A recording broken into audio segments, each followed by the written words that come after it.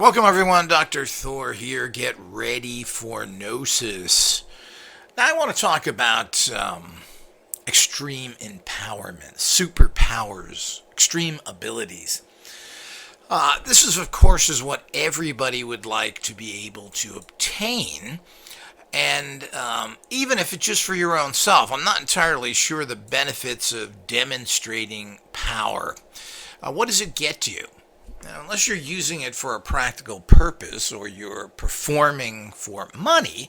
And what's interesting is that, stage magicians, illusionists, are some of the most powerful people in Hollywood. They make a fortune, and there are hundreds of them. Stage magic in general is something everybody is intrigued by and wants to see, and they will pay a lot of money for it.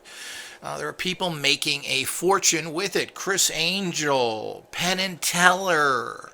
And these people are super rich. Penn and Teller are worth $150 million each per the internet.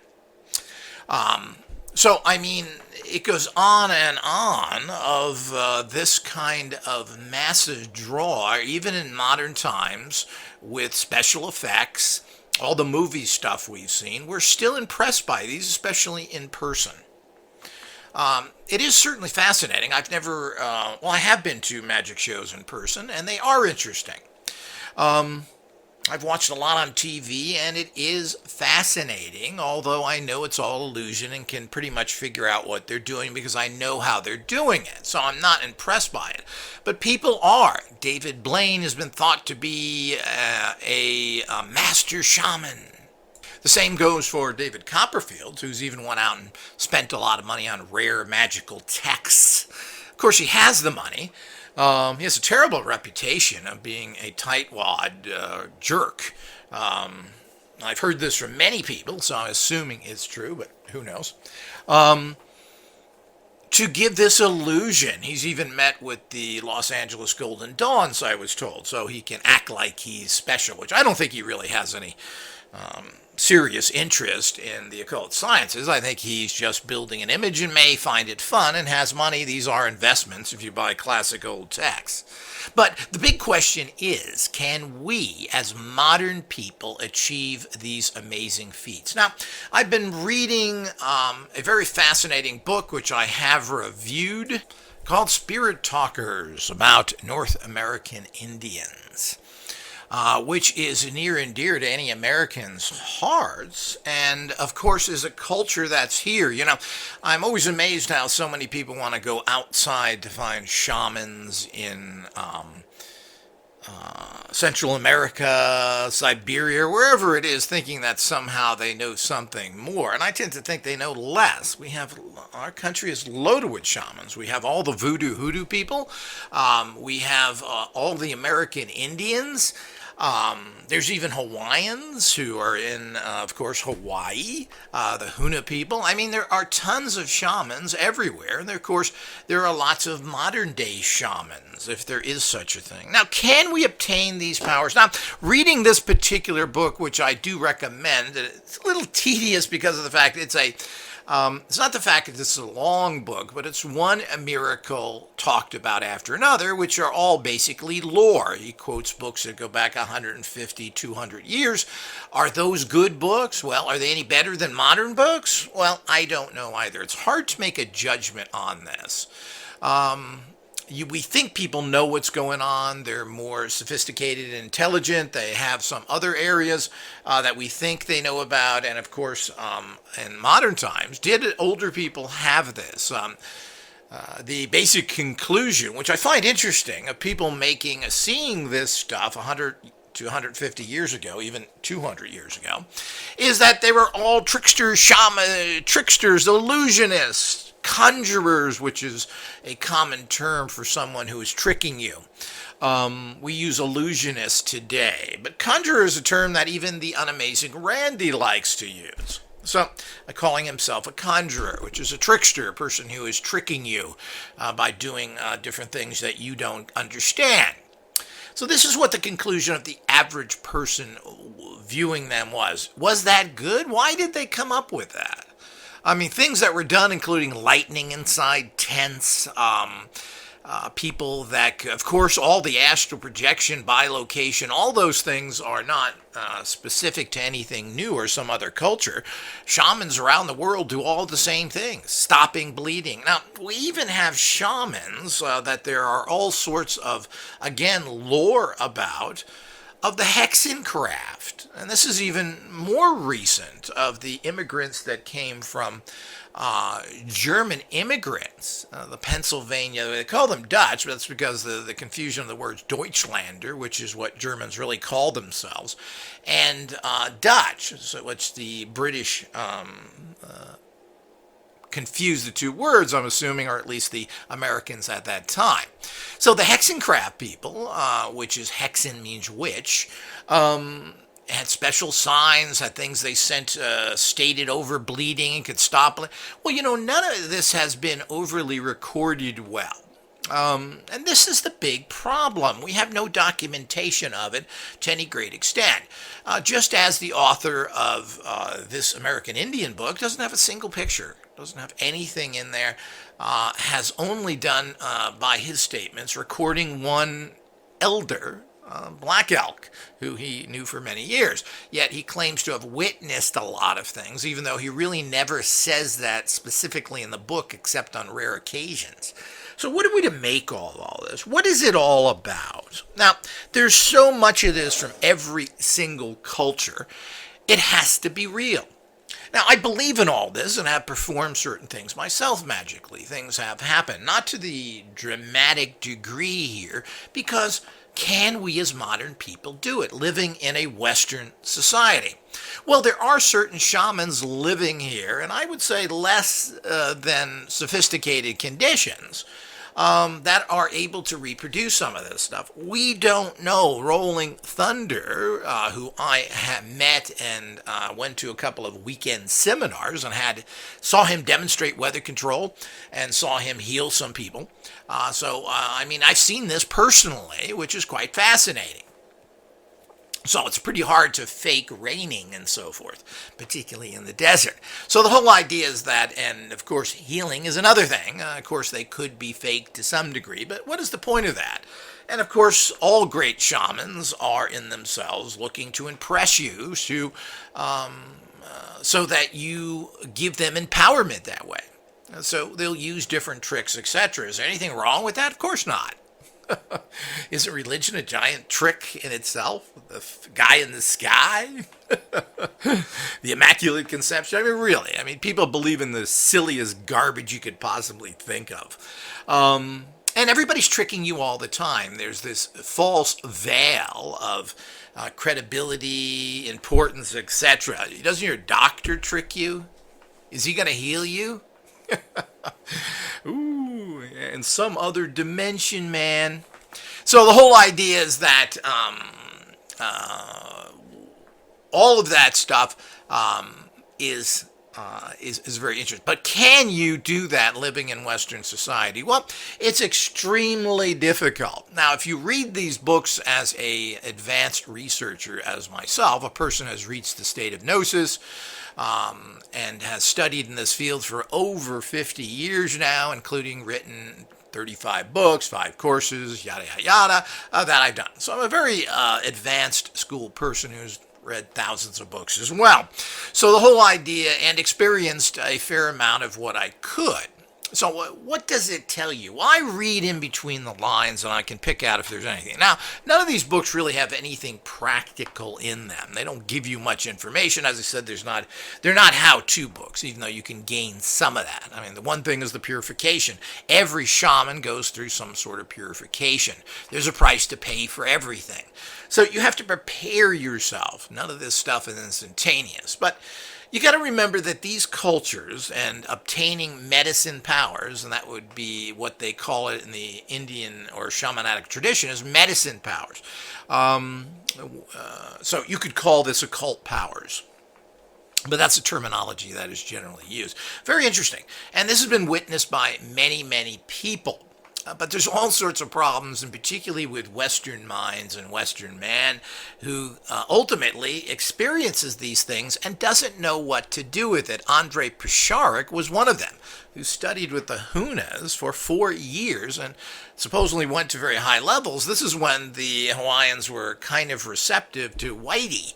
Now they hate everybody, and you're not going to get anything out of any Hawaiians of any value unless you pay them a lot of money. And of course, they're still going to give you garbage. You go there for a seminar, and they're not going to give you the higher levels, as no one does. And this is a major area I find, even as a fellow occultist, and maybe they're more intimidated. I worked with a very advanced voodoo practitioner from Trinidad for a while, but he wouldn't tell me anything. He lied to me. He had all of his problems that you tend to run into with those people. I mean, he was basically a nice guy, but you get this same kind of nonsense. He thought Buddha was black. Come on, if that your problem? But I talked to him, and he supplied us with these pictures of these energy balls, which cannot be explained in any way whatsoever, except energy balls that apparently these black magicians turn themselves into to attack people. And the results of the attack, people had bruises on their bodies around it. So it was quite fascinating, these images. What are we to make of that? And it's recorded on many different areas. I mean, we can't say because this isn't filmed like a Spielberg movie that it has no value. Nonsense. So, but of course, people who know what's going on. I asked, well, how do you stop these black magicians? First, he told me he didn't know. So, and I said, well, that don't make any sense. So there's almost everybody is aware of black magicians, and everybody has protections or a way to stop them. Then he said there was some other way to do it. You put these rocks or glass on the roof or whatever thing. So, I mean, contradictions, but they won't share. That's one of those problems, even to a fellow occultist, even something minor. And of course, I asked him to write some simple books. Don't give away necessary secrets, but talk about it. He went to his council, and they said, nada. So all of this stuff is part of the problem of what's going on. And of course, the author of the American Indians will say, nobody wants to give away their secrets if there is. But it's interesting, because I'm not really sure you can give away secrets. There isn't anything instantaneous that I'm aware of to empower people to super high levels. Yes, there are techniques, and if you use them, you get a modicum of results. And that's pretty much what Western magic is all about. So, but I mean, it's a style and a tradition that I talk so much about. And the style and tradition is the fact that these shamanic traditions are based on people that think in a very, I hate to use the term simplistic, but there's nothing in their environment. While you want to go home and read, they don't have books. You want to watch TV? They don't have TVs. You want to fix your stove, get in your car? They don't have any of that stuff. They're thinking in this very specific way. They're using visualization all the time. They're in touch with all the energies around them. If you've ever met anybody who spends a lot of time in the wilderness, who lives in isolated areas, and doesn't have a lot of conveniences and computers and other things, which is getting rarer and rarer because now everybody can set up a satellite dish, they are tuned into what? They're tuned into everything around them. They're not thinking in a complex manner. The whole idea is that shamans and people of these kind of cultures are not going through their head with constant thoughts all the time, worthless garbage. That doesn't seem to be part of their thinking process. They're also not caught up in what is the scientific value of it. Well, this is, of course, something that everybody in Western society wants to somehow think that they're better than everybody else, because science proves this. What does science prove anything? Other than engineering, science has achieved absolutely nothing. Now, engineering's important. This chemical put together with this chemical makes metal stronger. This is plastic. I don't know if that's good or bad, considering how toxic it is, but everything we use is metal. So this is what I call engineering. How to build something right. How much stress can this shape take? The Romans did this, and their bridges and canals are still here 2,000 to 3,000 years later. I wonder if that's the case with any of the garbage built by the engineers of today. And considering all the engineered products we get that fall apart in your hands 2 minutes after you get them, we have problems with engineers who tend to be idiots. I've known a lot of them, and they're stooges, complete stooges. They're ignoramuses of the highest degree. My father was one, he couldn't even fix his car. So as we get involved with all these things, we need to understand that. But still, obviously, there's a place for engineering. You don't want to put a train across a paper bridge, which is probably something engineers want to do anyway. So the whole idea is that when you do that, you understand the fact of what's going on. So they have a very different way of perceiving and everything else, which is very shamanic. They think differently. They're not connected with what's on TV. They're connected with the powers that come to them. What are they communing with? I mean, the stories in this Indian book, which I've heard before, and some of them have been demonstrated. Now, one of the areas that this author covered was fire magic, where people actually took fire into them, coals, picked up coals, put them in their mouth, bit rocks in half, picked up hot coals, jumped on fire. I mean, all sorts of fire shamanistic use. Now, fire is a very, very potent spirit, and it's certainly a dangerous energetic field. I mean, you don't mess with fire and haphazardly and survive well. But I've seen this as well. This seems to be something that has been demonstrated and actually put on film, not by this bozo writer of this American Indian book, who doesn't want to prove anything. Well, of course, he's one of Mishlov's buddies. No proof allowed, Mishlov. So the whole idea is that when you put this together, these are potent. Now, I've seen pictures of particularly African shamans doing this with fire. Now, I'm not sure what that does for you in life. Certainly saves you on cigarette lighter costs. You don't have to buy too many butane lighters. Is that a benefit since they're like $1? What does that power do? Now, what does a fire spirit do for you? And it's hard to find information on this of how that energy would be channeled differently. But apparently they have this, and I've seen this, balls, them being engulfed in fire. I've seen even pictures of levitations and other things. Do we know if any of this is true? I don't know. Certainly the fire photography is fascinating. The famous bubologist General Alexander has photographs of this and claims he actually witnessed this as well. I don't know if he's a good witness or not. After all, he's government military, which means he's half idiot. So the whole idea, no, take that back, total idiot. So the whole idea is that all of that, what does that actually mean? So, but these things are demonstrated and talked about all the time. And there's writings from all sorts of people. And when you get the logical Western mind, and we're not just talking, I mean, the kind of comments that were made in 1840 and the kind of comments that made today are identical. They're conjurers, they're liars. Yeah, because you don't understand it, idiot boy. So the whole idea is this is the problem that we have.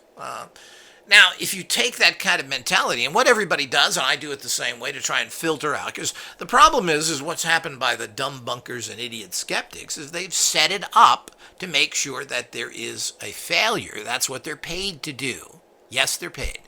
Is to make sure that none of this gets to the public. So they got you scientifically, well, this can't be possible. What do you mean can't be possible? We don't know anything. We can't even cure dandruff. We don't have the common cold. We don't have free energy, or at least available. Of course we do. Our answer to energy, we make a battery. We want more batteries. I'm Elon Musk. Let's get batteries. Fantastic. New technology. I'm sorry. 200 years old batteries? Or we can go the Baghdad battery, which is 3,000 years ago. Sounds good to me.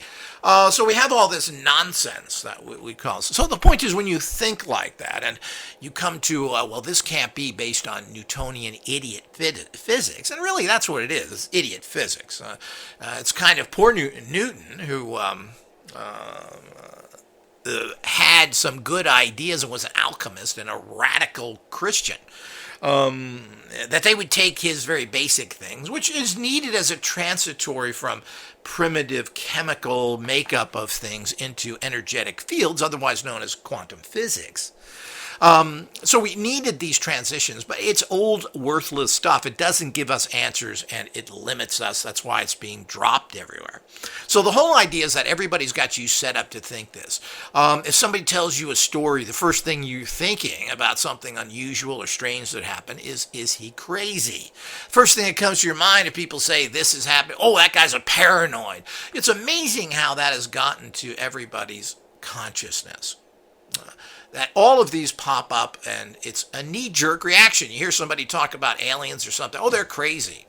You hear people talk about conspiracies, oh, they're paranoid. Well, if that's crazy and paranoid, then these people are geniuses. It's ridiculous. That's how the real world is. But they immediately cancel you out from changing anything and evolving. So the whole idea is you're stuck in that thought system, and we perpetrate this thought policy on everybody. What's interesting is when you've taken out some of this nonsense, particularly the religious indoctrinations of believing in the fantasy God, you know, the guy who was born without a mother and came from the dead, you know, all that stupid stuff. Or some other idiot, imbecilic goat farmer that got a message in a cage. So the whole idea, cave, all that stuff. When you take that out and you start mixing science with the real world, well, you get a Russian point of view, which is quite interesting because the Russians are very metaphysical while they train in hard science, which is quite interesting. And of course, they come up with a lot of goofballs there too, because their metaphysics is not based in smart metaphysics. A lot of it's kind of silly, but it is interesting that you start getting that. And there doesn't seem to be any conflict in Eastern Europe with the belief systems of regular science and metaphysical science, because basically they do make sense and bind together well. But when you start thinking in this type of pseudo, and I call it pseudo, it's not really analytical. People think it is because it's based in a false premise. So it's pseudo-analytical of thinking you're figuring out, could this happen? Well, something can't hover because that's against the laws of gravity. Is that right? Well, yeah, that's against one person's opinion, otherwise known as Newton. We have anti-gravity. We have it today working in planes right now. I've personally seen it. So the whole idea, and so have thousands of others. Oh, he's crazy, he's crazy, he's crazy. He's paranoid crazy, the worst type. So the whole idea is that all that stuff that's out there is really serious. But, you know, when you start reading about the lives of these people, how they live, and how they're also using these abilities with a great motivator, which we don't have in this society. That's called survival. So, if you're living in the wilderness and you have to either die or control the weather instead of going in a safe house or getting your car and driving away from it, you're serious. If you have to find game to live on and survive by using astral projection, you become good at it. So if the only healing you have is the shaman with a few charged herbs, well, you get good at it. Not only that, there was apparent in this book says there was a great pressure on shamans. You do it right, and if patients die, well, we're going to kill you. I wonder how much better our doctors would be if that was the case. I'm a big fan of that. Just like the fires that are out of control in California. Well, I guess if you don't get them out, you're executed. I wonder how many fires would rage consistently. There's no payment that has to be done here in society. So you get into the pseudo-intellectual, pseudo-analytical thinking that allows you to do a bunch of stupid talk. And I hear this constantly from these pseudo-intellectual parapsychologists, etc., that have done nothing and really know nothing, and then try and flop back and forth or have their own personal hang-ups. So there's no price to pay. So there's really no reason to be good at anything because there's no price to pay for it. You know, we ought to list the amount of cases. It should be a requirement if you go into a doctor's office, to give a list of all the people that they have killed. Let's be balanced. How many people have been healed? How many people have died? How many operations? The same thing with attorneys and everything else. But of course, that means they'd let you die in the street instead of treating you. So, because they wouldn't want that on their record, because they're in medicine to help people. So the whole idea is that all of these things have to be understood. So I mean, there's great prices to pay here, and you didn't have anything else. So you're in this environment. You're not going to buy something. They're not making, some sort of goofball fun item for you. There isn't some gadget, some VCR, some new DVD. There isn't some goofball little toy to get. None of that is there in these cultures. They never really made anything. There were certain magical items people charged, certain little products that people made to a degree, but there wasn't this industry. So the point is that you did things that made things happen for your survival. So this is very important because, again, it's a motivator. So you used it for war. You used it to take animals down. So there's stated that you can kill an animal by just using these types of techniques and so forth, that charging animals were knocked down. All these things they claim is possible and documented by people. So now, how often this has happened? Does it happen? Is it possible? Well, yes, it is. Does it happen? Yes. Does it happen by a lot? No. There's very few super shamans that have these kind of abilities, and that's why there's so much lore out there. Well, Chief Running Monkey from the Plains was able to do this in 1853.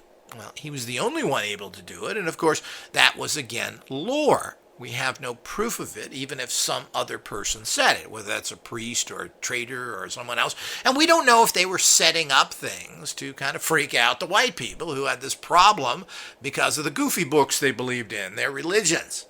So, and Indians generally don't have religions, so this book says. And they don't. While they have certain belief systems about the earth, they're not praying to any particular gods. There again, the universality of shamanism is that there really is no religion.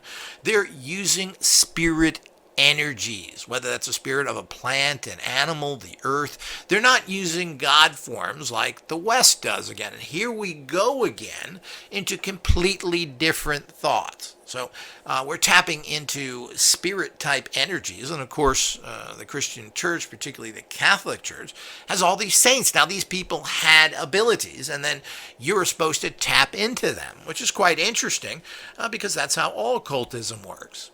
So St. Christopher, protects travelers. So you wear a St. Christopher medal when you travel because you're drawing in the protection of St. Christopher. Isn't that interesting? Of course, that's how our amulets work to a large extent. We're channeling into, or mech-tech is materializing energy cells. Well, these are the energies of, let's say, travel protection. So these, of course, and this is universality of anybody who knows anything about manifesting occult sciences. So when we get involved in all those things, we need to have a totally different mindset. Their brains work completely different. They're not reading. They're not writing. They're picturing everything, which is why I stress so much. It's all image-based. It's all going into the inner magical being. It's all being activated that way. We as Westerners have to reconvert our thinking to that to produce levels of empowerment. But we're talking about very advanced mind screws, which I doubt the average person could survive. Now, people try and do this by using hallucinogens to take a shortcut. So they'll use ayahuasca, they'll use peyote, and other things.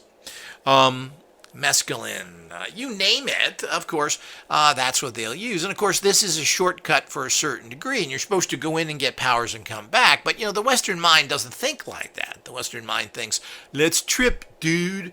And you don't really come back with much of anything. Even the author of this book, Lyons, went through a ceremony for 3 days being buried in a hole and came out of it like a typical Westerner. Yeah, that was fun. He was supposed to go in there and get powered. Well, I didn't really want to get... this guy is unbelievable. But that's not what it's about. But he didn't have to, because he went back to his cushy chair and his nice little house and his Social Security and college pension funds and lived that way. He didn't have to live off the powers he got out of sitting in a hole for 3 days like your shamans do. Now, is anybody going to do that? Well, no, because you're going to be told by the unamazing, that's all garbage. Don't worry about that. Believe in science. That will put you in the ground really quick, but not for 3 days, forever, in a box. Because I'm the amazing Randy, and I know nothing. So the whole idea is this is what you're going to get from all this nonsense that they perpetrate onto you. So can a Westerner, I'll tell you right now, it's going to be very difficult. Now, a lot of this is maintained by the poorer type classes of people who still kind of live shitty. So they don't have all this stuff to confuse them, and they tend to get involved in things that are cheaper. These are your voodoo hoodoo men, your Santeria people, your Latins that come here that live in less than ideal conditions. They're kind of still close to the ground. They're still kind of connected with the environment. They do things that distort their reality out of common things, particularly animal sacrifice. You start cutting up animals and stuff. This is very taboo. So the point is that this is changing your consciousness radically, even if you go back to whatever decent living that America in particular gives people that don't have a lot of money, meaning you live in squalor.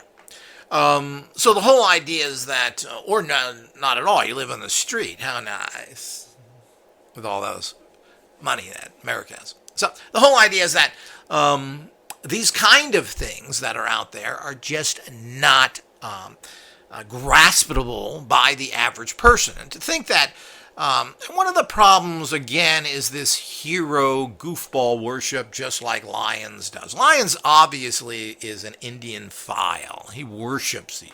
He thinks they're the best thing since sliced bread and gives them breaks on everything, stating everything as fact because Indian Joe told it to him. But what he doesn't understand is Indian Joe is a persecuted poor person who wants to not be empowered necessarily by money, because I'm not sure that that's the greatest value of theirs, even though the shamans of all tribes were the richest people in the tribe, by the way, and still are to this day. Hoodoo voodoo men, every time they have been harassed by the police, have found that they've had boxes of money and they didn't even spend it. Because, they were, how could they? All of a sudden, you're a poor black guy and you're going to be driving around in a Cadillac? Well, you're not going to get positive feedback from the local white sheriff scum. So the whole idea is that all these things that happen out there is a serious problem. So what do they want? They want to be known as the great shaman. So they're going to tell you stories, and maybe it's stuff they believe. Maybe they heard the story about this other guy. And yeah, but I was told by Running Monkey, and Running Monkey said he saw this. And I like Running Monkey. He's a good guy. So he told me about this story. So this is the things that happen, and people make big stories out of nothing to impress people like this guy who wrote this book and so many other ones. So you have to be careful there. You can't be in awe of anybody, and you have to be careful. What is happening? What is going on? And the bottom line is that to a certain amount, who cares? I mean, these are like these tent shows. Popoff was famous for this with the unamazing Randy.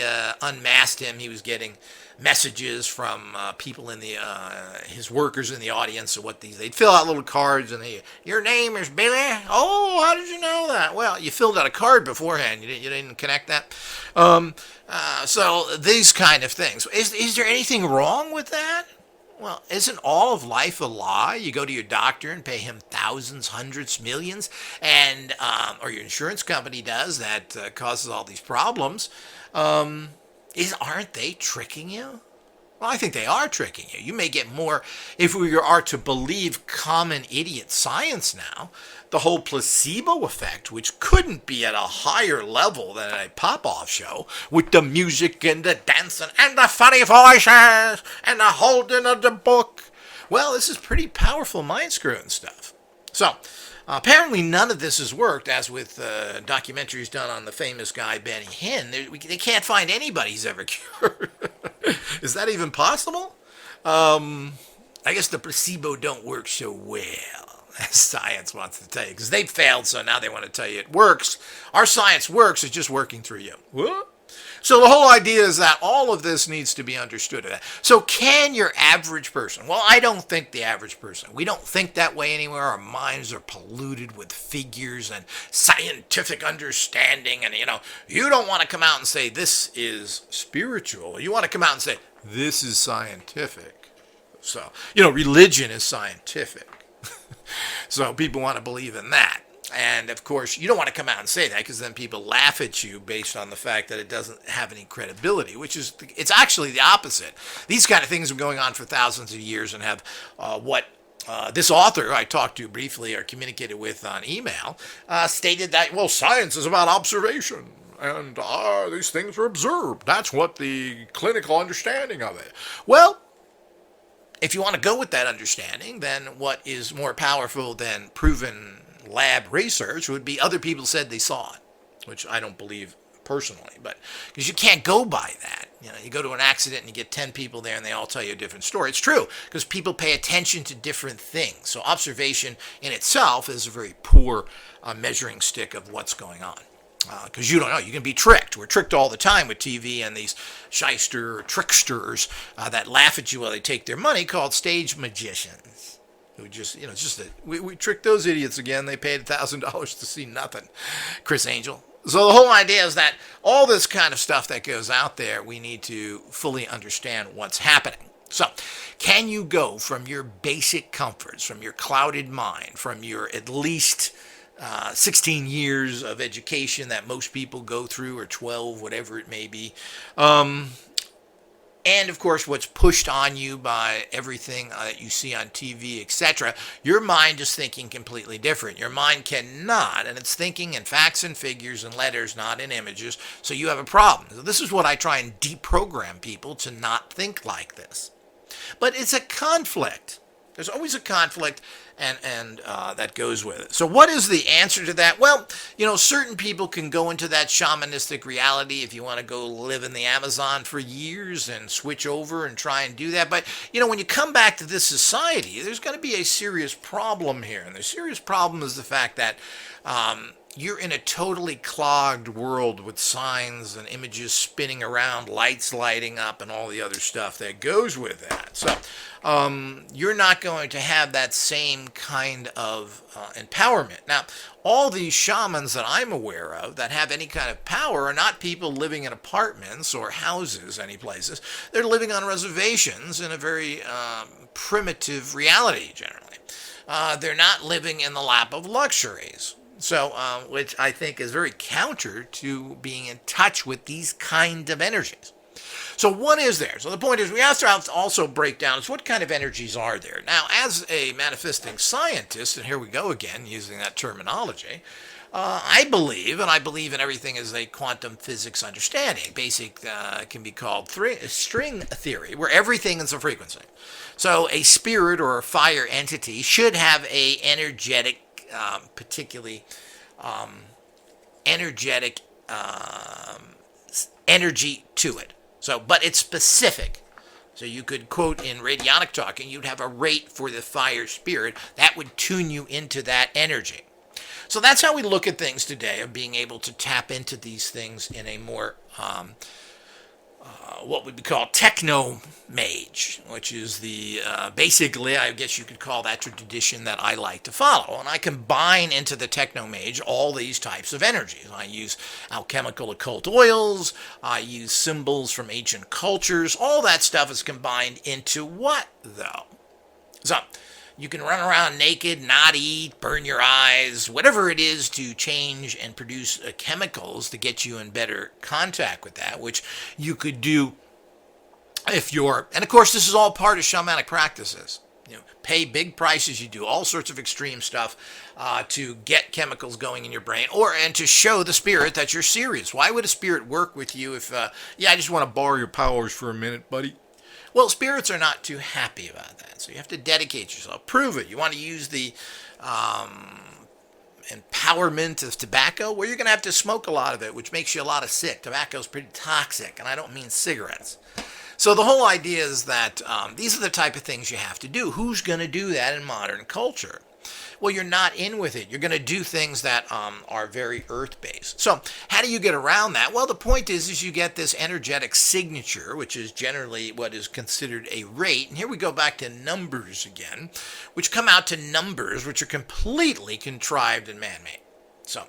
Um, so all of that is what you get down to in the techno-shamanistic understanding, or techno-mage, of how things work today. And this is something that pretty much everybody finds interesting because we're gadget-based people. Now, if you use a gadget or a consciousness machine, as I call them, and you use it correctly, well, you're tapping into these same kind of potent energies. Now, I believe you can get to the same powerful level that these shamans do with the correct training and, of course, the correct technology, which doesn't exist right now until I make it. We're working on that, but getting super amplified subtle energy machines is a very difficult process. Sure, you can make low energy type machines, which is what's on the market today and has been for the last 150 years. These are not very potent, and certain psychic people are able to use these in a manner to get some results from. And some very interesting and amazing results in many aspects of this. But what every single radionic practitioner has written has stated that you don't need the machine. Well, what does that mean? I mean, it just takes the whole reality and throws it down the proverbial toilet. So the whole idea is we need to understand that. So, I mean, but that's a big jump, and there is no good systems to doing that. Now, there's in-between stuff, which in typical in the West is called witchcraft type things, and there you go through similar practices that some shamans go through, but witchcraft, again, does things like distorting energies, etc., to try and do that. Now, the effectiveness of those things, I've never seen. While witchcraft generally generates energies and can be potent in itself, the kind of things that witches do are not the kind of things that shamans do, which seem to be very radical. So, while witchcraft is a general power and projecting energies, it's not these kind of things that were demonstrated by these shamans around the world who have done these mind-blowing things, eating fire, swallowing knives. I mean, it goes on and on. It's just outrageous, the kind of claims and statements that are made from many different books, and particularly, as I mentioned, in this American Indian book. It's just mind-blowing of one thing after another. But you got to remember, these are taken from hundreds of years and their lore again, but it's been passed on or in some book written by somebody else. Now, did they see it or did somebody tell them? And this is where things get very convoluted in terms of meanings. But I don't want to necessarily argue of whether these things are possible or not. I really believe they are. There's certainly enough of it. Enough of it has been demonstrated, etc. I mean, there's a story of a guy levitating a particular walking stick over his head and keeping it there during the ceremonies. It goes on and on with stories like this, and what are we supposed to say to this? Is this all contrived? Well, there are reasons to contrive this, to make white man fear, to get their money, and also a great, great ego. And they all have egos. You got to remember that these are not based in just, shamans would try and outdo each other. It was a contest. That was part of what's happening. I mean, these would get so intense that oftentimes one of the shamans would die. So these are things that happen. This is not a game, but you can see if people are going to be at those levels of challenging and empowerments, these are people who are going to have super abilities, extreme abilities. This is not going to be a joke. So I believe all of these things are possible. I believe they've done all the time. We have seen this, and we talk about astral projection and remote viewing. Well, this all has been done by people for thousands of years, and there's all sorts of cases. Let's say you're an Inuit, meaning you're an Eskimo, and you're trying to hunt game on the ice. You're going to walk 20 miles in dangerous frozen, or are you going to astral project there? It's just normal. And people think that that's just kind of outrageous. Well, it isn't. It's what your shamans would do. And everybody would have a certain skill of this. Now, this, per Jim Mars, this is what all the special forces do now. They have a remote viewer who will look ahead for them. So isn't that ironic, of course? So these are all things that definitely are things that are proven how great they are and how each individual is the problem. If you can't have a machine do it, people don't give it any credit, but there's a lot of things that machines don't do. So we need to keep that. So the whole idea is, how are you going to do that? Well, the whole idea is that the techno mage, the techno shaman, is what's for Western world today. So people can integrate their more traditional beliefs into using this kind of technology because you relate to it better. So by relating to it better and kind of understanding this is a consciousness machine, and it's important to understand it. It's you could say a spiritual machine. You're bringing it into your own reality, and these things work really well for people that can get into it. But it's not just putting numbers in a dial on dials. It's a whole process you must go through. And to think if you're using machines that you don't have to go through spiritual cleansing baths and other things, well, you're kidding yourself. You have to integrate the things that have been proven as a major part of the empowerment system of shamans is this cleansing process. And the easiest way to do it in this day and age is to take a cleansing bath, which is traditional. Indians, of course, have used these sweat lodges, which seem to be used in almost all over the Indian culture. Fasting, all the things that everybody has done, even common religious orders of today, Christians, Jews, etc., where you're supposed to fast. And when you're hungry, you think different. It changes your attitudes. It brings in a new reality to the common day-to-day. So all of these things are very important to understand of your changing of your realities. But the mindset, the connections, the survival aspect that all shamans have, and living close to the earth, because these are the energies they're using, is not something that the average man does. And most people are not connected to that. Even what do people do when they go camping now? Well, they bring mobile homes with them, RVs or giant tents. Who wants to sleep on the hard ground in a cold place and eat cold food? It's ridiculous. Is that something you're into? Are you really going to do that? Well, that's what shamans do. You're going to eat the meat that you catch and kill? Are you going to sleep on the cold ground, whether that's on a blanket or other things? Well, these people grow up that way. They're part of their culture. They're connected to these kind of crude energies. You're not. You're used to a certain amount of, and that's why the people who have less conveniences like this tend to be more shaman-based. So the fact that you think you're going to do that and you're going to get extreme abilities through these practices, you're not. You're not doing all the things that shamans do to get these extreme abilities.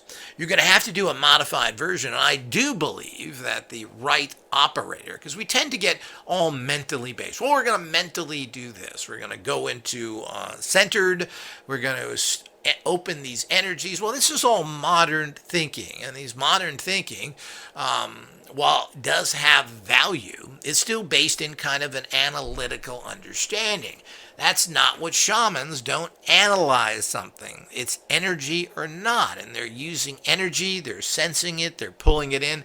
I don't think very few people can do that today at all. And certainly no culture can do that today either, in terms of your average American Indian probably, while may connect to their culture somewhat, certainly doesn't have this. As a matter of fact, most of the American Indians, and I had a friend in high school, his father was American Indian. He was a raving Christian. So you can't go into but then tried to play Indian when it suited him. So, what a conflict. So I'm not sure what that's all about. And married a white woman on top of it. So what does all this mean? And what does that have to do with the way of empowering yourself? Well, all these little steps that you're doing, and of course living in white American society, well, he was just a Christian. He had no powers or anything else, and didn't really even feel very connected to that. And was very conservative Christian, wouldn't swear, wouldn't do it. So, you get into all these things that are very much of a conflict. So, can he tap into that? No. I don't care if he's 1,000% Indian. It has nothing to do with that. It's a mental state as well. Now, can you get into that mental? Well, there are ways of getting into mental states that all of the techno shamans are trying to do. Light and sound machines, colors, whatever it may be to alter your consciousness. Now, the quick, easy way, which I feel is uncontrollable, is the use of natural hallucinogenics or drugs. And that's why these things are so nice. And it really helps bring down the wall. I mean, people talk about certain things, and let's talk about, of course, alcohol, which has been a huge increase since the problems we've had recently with everybody, apparently. I just read. Oh, well, it makes sense, of course, but it's an uninhibitor. I'm waiting for the giant birth rate to go up after everybody's closed in for all these years. So the whole idea is that it's an uninhibitor if used in the right way. It's a stupefier. I mean, it makes you stupid when you drink too much of it or you pass out and get sick. Well, a lot of these hallucinogens do it too. Peyote and other things make you vomit like crazy. Your system doesn't want to keep that stuff in there. So the whole idea is that you're getting contrived visions if not done carefully. So certainly, though, it breaks your reality. Everybody who goes on these ayahuasca type trips comes back changed. So you can't argue with the fact that it works. And people need a mind screwing to change their life.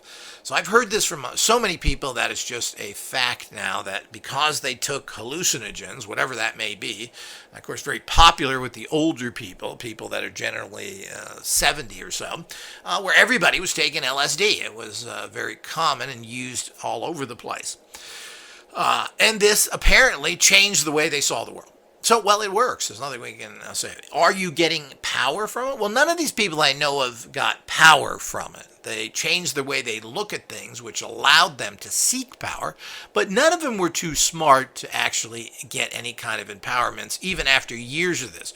They did look at the world different, but I've known a lot of these people, and they're very hypocritical. So it's, these hippies that want to save the world and steal from their families and do nothing, who are basically really bad people crying about, oh, we should. So, it's this 1960s hippie mentality that seems to be injected in them, but doesn't really come out in their real world. They become liberal to the world, and they're very conservative and evil to their families. And I had this happen in my own family, of people coming from that. Really scum buckets, yet they cry for the world and so forth. So, they didn't cry for their own family. As a matter of fact, they stole and threw family members onto the street. So here we go in terms of this gun. I see this from the 60s generation in particular, which is the reason why they never went anywhere. They never really took it deep in. It was convenient. Drugs are a great escape. It gets you sex and all the things that are things they value. Did it give them any level of consciousness? No. Did it change the way they look at the world? Well, yeah, I guess to a degree, and I'm not sure where that went, though. But all of this is something we have to understand. So are we going to just be able to switch into that as a common person out there who is listening to this lecture? Are you going to be able to do that? Well, I don't think so. You certainly can't live a shamanic life. So apparently there is a great empowerment with general shamanic practices, which require all sorts of stresses, all sorts of things you're doing, purifications, fasting, all the things that you have to push yourself into other ranges of consciousness that nobody in regular society is going to do. And if you do it for a weekend, well, that don't count. You're still coming back to that. Secondly, their minds are not filled with all this scientific nonsense. Your mind is. You believe and live in urban legend. This happened, that. Well, it's just urban legend. You don't understand how this is so permeated society. Everything is a lie. It's just a fantasy because some corporation wants you to believe that. Breakfast was never eaten until the companies wanted you to eat breakfast. And bacon was never eaten until they had bacon they wanted to sell to you. It goes on and on and on. It's just an urban myth. The worst beer in the planet comes from Germany, as well as the worst cars. Oh, that's impossible. You know nothing. You're living an urban myth. So this is the reality until you go out there and find out for yourself. You just assume that. So a bunch of little fat-bellied Arabs, otherwise known as Deutschies, have a beer festival, and you assume that the product they make is good, when even really beer connoisseurs, even German beer connoisseurs, understand how bad German beer is, and have in the recent years been giving awards to non-German beers. So it's a reality. You don't know that because some beer company told you different.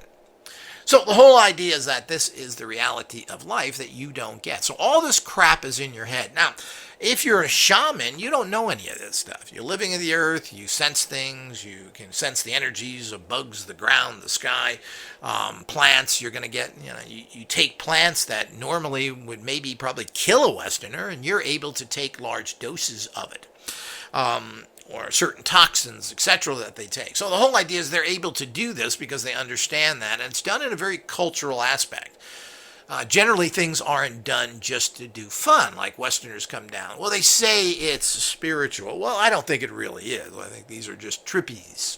So people go down there, they visit that, and have a ball, and then it's over with. So certainly the world isn't changing. Certainly we don't have less corruption. Certainly the streets are not better places to live. We have all the problems going on. Certainly there isn't better medicine. We have people murdering, so-called police who murder people in the streets every day, shooting them in the back for criminal purposes. So how has all this changed? Has it changed since the 60s? Well, there were changes in the 60s, and those are all lost. So we have a level of corruption in the society which I don't believe was ever parallel to this in history.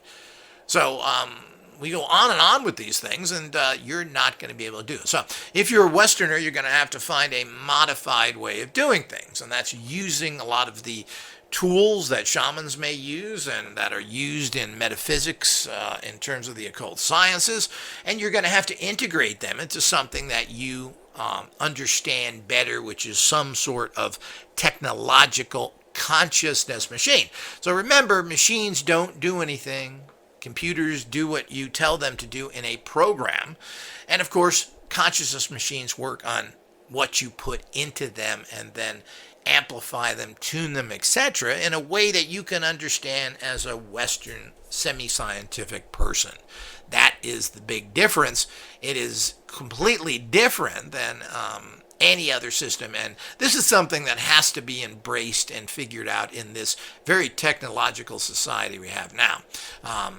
If you can get anything out of the visiting of shamans, well, I don't know. Apparently people have went on certain vacations and got stuff from it, and I think you can probably benefit it, especially if you're a more spiritual person going on an ayahuasca type adventure. But in the long run, you're not a shaman. And if you don't get your head together, you're going to be just as ignorant as everyone else. And I'm really shocked at people who claim they are so advanced, like people like Jeffrey Mishlove, who doesn't think that the world is ran by a nefarious group of people, when it's just about 100% proven. So what is wrong with you? Well, whatever drugs you took, you either didn't take enough or you took the wrong ones. So with that, people, until next time.